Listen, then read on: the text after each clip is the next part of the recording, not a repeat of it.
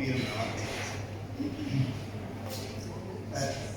Ek kry toevallig daarso aan ons tafel het ek nou vir Dani 'n antwoord gekry oor wat die rede is hoekom hierdie dingetjie bestaan tussen 1919 se stigtingsdatum en 1922 se stigtingsdatum. Suzanne het vir my gesê dis COVID. Ja, om te kom vir 100 jaar is 'n lang tyd en vat baie effort. En ek dink eersins moet ons vir ons Hemelse Vader dankie sê daarvoor. Want ek dink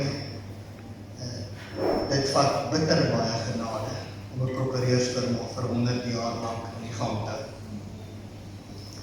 Ons is dankbaar daarvoor. Nou, ons het gelees in die koerantjie van grondleggers en van vaste adresse en van moeders en spookstories in die geboue.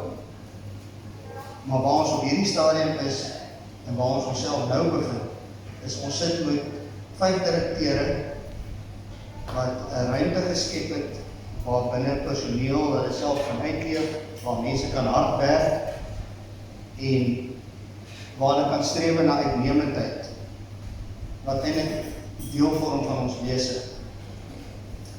En daarom wil Rav Gertenbach erkenning gee aan hulle vanaand.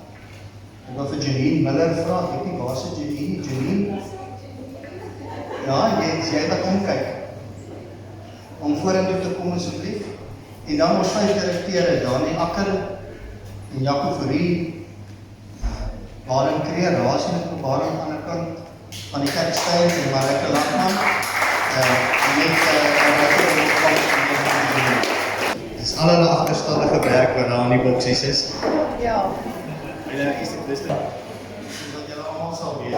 En die agtergrond is daar 'n klomp eystervrouens wat ek dink oor die jare die praktyk aan die gang gehou het. En wat die gom was wat Rav Gertenbach aan mekaar gehou het.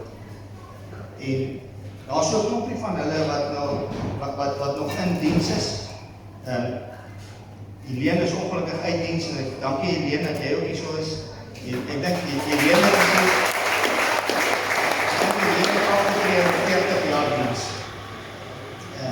Dis 'n klompie van ons personeel, van ons dames wat meer as 20 jaar diens het.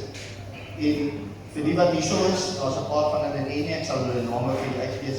Wil jy hulle net vorentoe kom en net 'n klein geskenkie van ons af aanvaar.